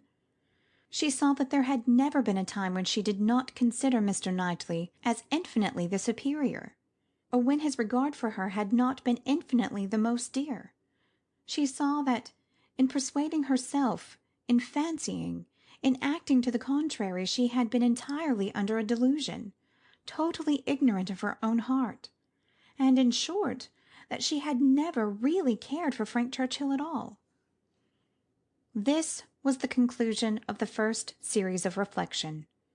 This was the knowledge of herself on the first question of inquiry, which she reached, and without being long in reaching it. She was most sorrowfully indignant, ashamed of every sensation but the one revealed to her, her affection for Mr. Knightley. Every other part of her mind was disgusting. With insufferable vanity had she believed herself in the secret of everybody's feelings. With unpardonable arrogance proposed to arrange everybody's destiny. She was proved to have been universally mistaken, and she had not quite done nothing, for she had done mischief. She had brought evil on Harriet, on herself, and she too much feared on Mr. Knightley. Were this most unequal of all connections to take place, on her must rest all the reproach of having given it a beginning, for his attachment she must believe to have been produced only by a consciousness of Harriet's. And even were this not the case, he would never have known Harriet at all but for her folly. Mr. Knightley and Harriet Smith! It was a union to distance every wonder of the kind. The attachment of Frank Churchill and Jane Fairfax became commonplace, threadbare, stale in the comparison, exciting no surprise, preventing no disparity, affording nothing but to be said or thought. Mr. Knightley and Harriet Smith! Such an elevation on her side, such a debasement on his! It was horrible to Emma to think it must sink him in a general opinion, to foresee the smiles, the sneers, the merriment it would prompt at his expense, the mortification and disdain of his brother, the thousand inconveniences to himself. Could it be? No, it was impossible, and yet it was far, very far from impossible. Was it a new circumstance for a man of first-rate abilities to be captivated by very inferior powers? Was it new for one, perhaps too busy to seek, to be the prize of a girl who would seek him? Was it new for anything in this world to be unequal, inconsistent, incongruous, or for chance and circumstance, as second causes, to direct the human fate. Oh, had she never brought Harriet forward! Had she left her where she ought, and where he had told her she ought! Had she not, with a folly which no tongue could express, prevented her marrying the unexceptionable young man who would have made her happy and respectable in the line of life to which she ought to belong, all would have been safe. None of this dreadful sequel would have been. How Harriet could ever have had the presumption to raise her thoughts to Mr. Knightley! How could she dare to fancy herself the chosen of such a man till actually assured of it? But Harriet was less humble, had few scruples than formality. Her inferiority, whether of mind or situation, seemed little felt. She had seemed more sensible of Mr. Elton's being to stoop in marrying her, than she now seemed of Mr. Knightley's. Alas! was not that her own doing too? Who had been at pains to give Harriet notions of self-consequence but herself? Who but herself had taught her that she ought to elevate herself if possible, and that her claims were great to a high worldly establishment? If Harriet, from being humble, were grown vain, it was her own doing too. End of Volume 3, Chapter 11 of Emma.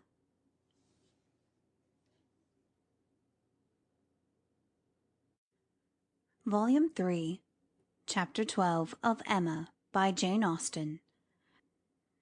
Till now that she was threatened with its loss, Emma had never known how much of her happiness depended on being first with Mr. Knightley, first in interest and affection.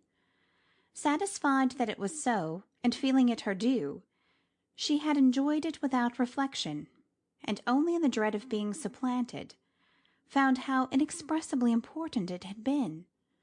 Long, very long, she felt she had been first.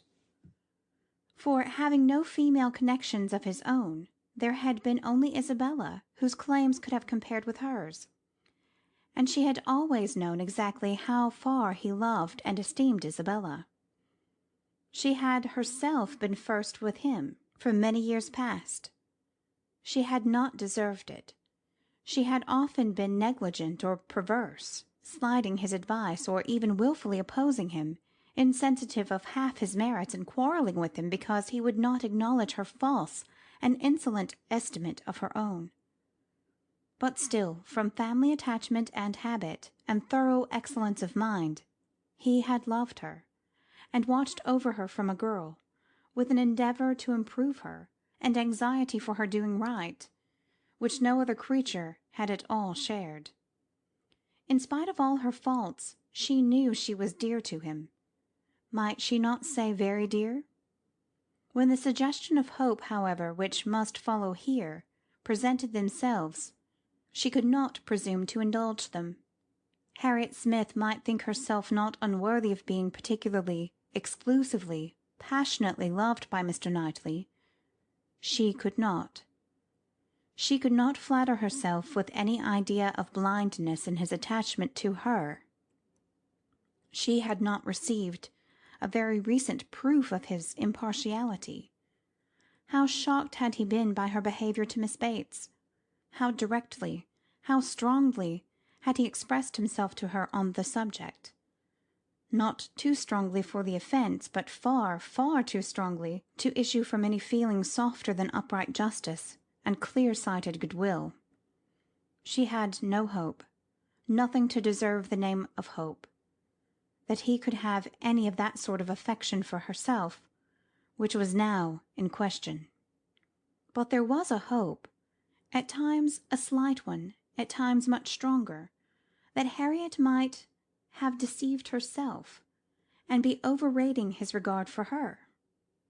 Wish it she must, for his sake, be the consequence nothing to herself, but his remaining single all his life. Could she be secure of that, indeed, of his never marrying at all, she believed she should be perfectly satisfied. Let him continue to be the same Mr. Knightley to her and her father, the same Mr. Knightley to all the world. Let Donwell and Hartfield lose none of their precious intercourse of friendship and confidence, and her peace would be fully secured. Marriage, in fact, would not do for her. It would be incompatible with what she owed to her father and with what she felt for him. Nothing would separate her from her father. She would not marry even if she were asked by Mr. Knightley. It must be her ardent wish that Harriet might be disappointed, and she hoped that when able to see them together again, she might at least be able to ascertain what the chances for it were. She should see them henceforth with the closest observation, and wretchedly as she had hitherto misunderstood even those she was watching, she did not know how to admit that she could be blinded here. He was expected back every day. The power of observation would be soon given. Frightfully soon it appeared when her thoughts were in one course. In the meanwhile, she resolved against seeing Harriet. It would do neither of them good. It would do the subject no good to be talking of it farther. She was resolved not to be convinced as long as she could doubt, and yet had no authority for opposing Harriet's confidence. To talk would be only to irritate.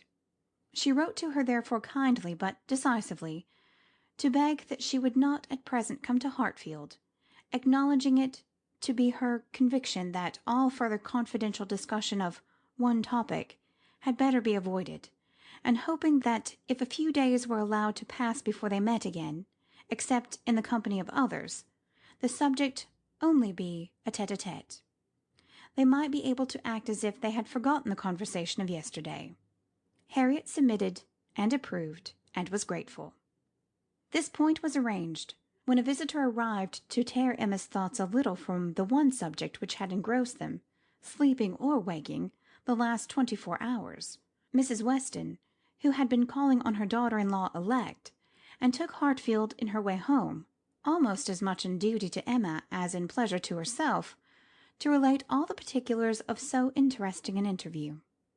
Mr. Weston had accompanied her to Mrs. Bates, and had gone through his share of this essential attention most handsomely, but she having then induced Miss Fairfax to join her in an airing, was now returned with much more to say, and much more to say with satisfaction, than a quarter of an hour spent in Mrs. Bates's parlour, with all the encumbrance of awkward feelings, could have afforded.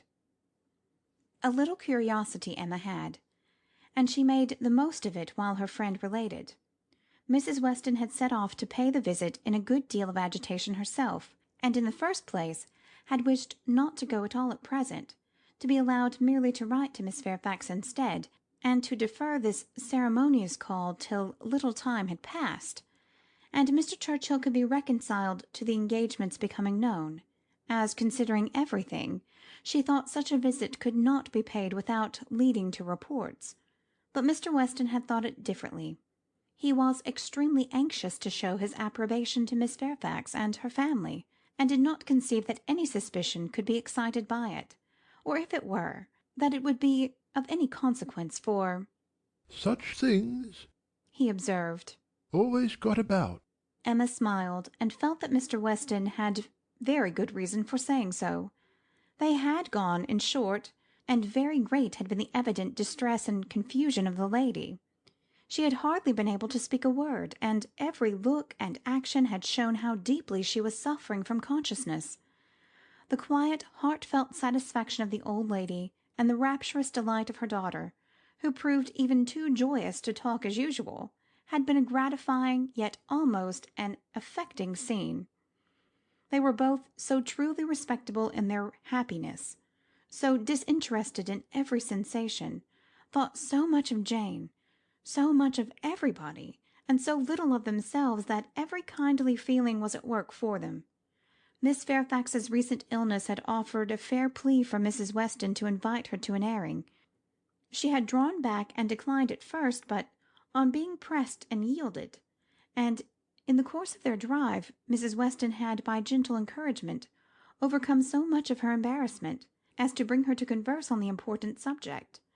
apologies for her seemingly ungracious silence in their first reception, and the warmest expressions of the gratitude she was always feeling towards herself and Mr. Weston, must necessarily open the cause. But when these effusions were put by, they talked a good deal of the present day and of the future state of the engagement. Mrs. Weston was convinced that such conversation must be the greatest relief to her companion, pent up within her own mind as everything had so long been, and was very much pleased with all that she had said on the subject. On the misery of what she had suffered during the concealment of so many months, continued Mrs. Weston. She was energetic. This was one of her expressions. I will not say that, since I entered into the engagement, I have not had some happy moments, but I can say that I have never known the blessing of one tranquil hour. And the quivering lip, Emma, which uttered it, was an attestation that I felt at my heart. Poor girl, said Emma. She thinks herself wrong, then, for having consented to a private engagement? Wrong? No one, I believe, can blame her more than she is disposed to blame herself. The consequence, said she, has been a state of perpetual suffering to me, and so it ought, but after all the punishment that misconduct can bring, it is still not less misconduct. Pain is no expiation. I never can be blameless. I have been acting contrary to all my sense of right, and the fortunate turn that everything has taken, and the kindness I am now receiving, is what my conscience tells me ought not to be. Do not imagine, madam, she continued, that I was taught wrong. Do not let any reflection fall on the principles or the care of the friends who brought me up. The error has been all my own, and I do assure you that, with all the excuse that present circumstances may appear to give, I shall yet dread making the story known to Colonel Campbell. Poor girl, said Emma again. She loves him then excessively, I suppose. It must have been from attachment only that she could be led to form the engagement. Her affection must have overpowered her judgment.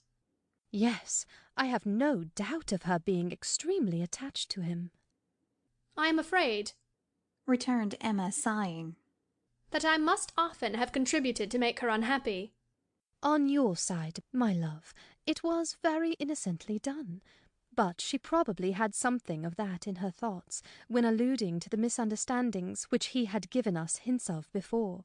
One natural consequence of the evil she had involved herself in, she said, was that of making her unreasonable. The consciousness of having done amiss had exposed her to 1,000 inquietudes, and made her captious and irritable to a degree that had been, hard for him to bear. I did not make the allowances, said she, which I ought to have done, for his temper and spirits, his delightful spirits, and that gaiety, that playfulness of disposition, which, under any other circumstances, would, I am sure, have been as constantly bewitching to me as they were at first. She then began to speak of you, and of the great kindness you had shown her during her illness, and, with a blush which showed me how it was all connected, desired me, whenever I had an opportunity, to thank you. I could not thank you too much, for every wish and every endeavour to do her good. She was sensible that you had never received any proper acknowledgment from herself. If I did not know her to be happy now, said Emma seriously, which, in spite of every little drawback from her scrupulous conscience, she must be, I could not bear these thanks. For, oh, Mrs. Weston, if there were an account drawn up of the evil and the good I have done Miss Fairfax, well, checking herself and trying to be more lively, this is all to be forgotten. You are very kind to bring me these interesting particulars. They shew her to the greatest advantage. I am sure she is very good. I hope she will be very happy. It is fit that the fortune should be on his side, for I think the merit will be all on hers. Such a conclusion could not pass unanswered by Mrs. Weston. She thought well of Frank in almost every respect, and, what was more, she loved him very much, and her defence was, therefore, earnest. She talked with a great deal of reason, and at least equal affection, but she had too much to urge for Emma's attention. It was soon gone to Brunswick Square or to Donwell. She forgot to attempt to listen, and when Mrs. Weston ended with, "We have not yet had the letter we are so anxious for, you know, but I hope it will soon come," she was obliged to pause before she answered, and at last obliged to answer at random before she could at all recollect what letter it was they were so anxious for. "Are you well, my Emma?" was Mrs. Weston's parting question. Oh, perfectly. I am always well, you know. Be sure to give me intelligence of the letter as soon as possible. Mrs. Weston's communications furnished Emma with more food for unpleasant reflection. By increasing her esteem and compassion, and her sense of past injustice towards Miss Fairfax, she bitterly regretted not having sought a closer acquaintance with her, and blushed for the envious feelings which had certainly been, in some measure, the cause. Had she followed Mr. Knightley's known wishes in paying that attention to Miss Fairfax, which was every way her due, had she tried to know her better, had she done her part towards intimacy, had she endeavoured to find a friend there instead of in Harriet Smith, she must in all probability have been spared from every pain which pressed on her now. Birth, abilities, and education had been equally marking one as an associate for her, to be received with gratitude, and the other, what was she?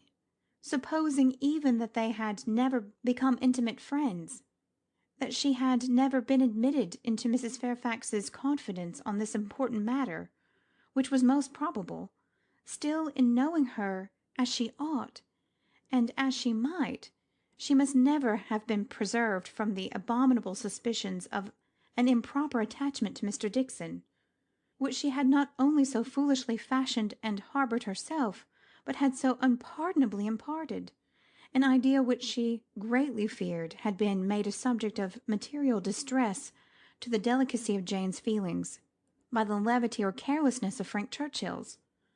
Of all the sources of evil surrounding the former, since her coming to Highbury, she was persuaded that she must herself have been the worst.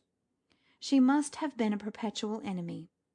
They never could have been all three together without her having stabbed Jane Fairfax's peace in 1,000 instances, and on Box Hill perhaps it had been the agony of a mind that would bear no more.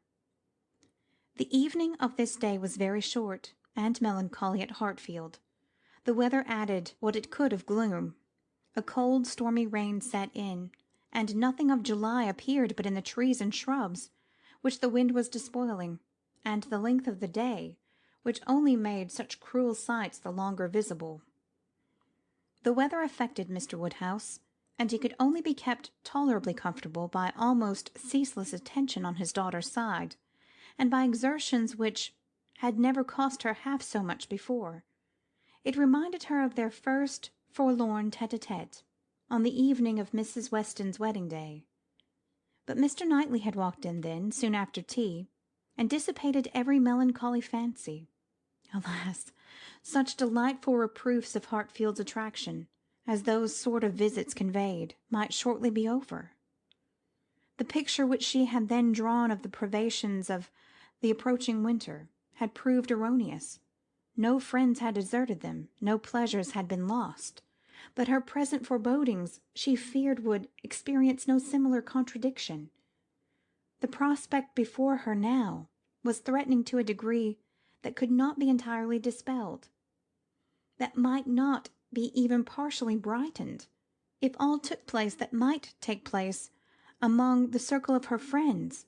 Hartfield must be comparatively deserted, and she left to cheer her father with the spirits only of ruined happiness. The child to be born at Randalls must be a tie there, even dearer than herself, and Mrs. Weston's heart and time would be occupied by it.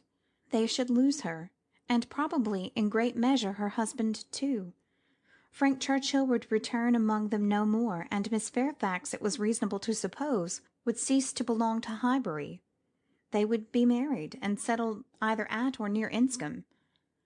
All that were good would be withdrawn, and if to these losses the loss of Donwell were to be added, What would remain of cheerful or of rational society within their reach? Mr. Knightley to be no longer coming there for his evening comfort, no longer walking in at all hours, as if ever willing to change his own home for theirs. How was it to be endured? And if he were to be lost to them for Harriet's sake, if he were to be thought of hereafter as finding in Harriet's society all that he wanted, if Harriet were to be chosen the first, the dearest, the friend, the wife to whom he looked for all the best blessings of existence, what could be increasing Emma's wretchedness but the reflection, never far distant from her mind, that it had been all her own work? When it came to such a pitch as this, she was not able to refrain from a start, or a heavy sigh, or even from walking about the room for a few seconds, and the only source whence anything like consolation or composure could be drawn was in the resolution of her own better conduct, and the hope that, however inferior in spirit and in gaiety might be the following and every future winter of her life to the past, it would yet find her more rational, more acquainted with herself, and leave her less to regret when it were gone. End of Volume 3, Chapter 12 of Emma.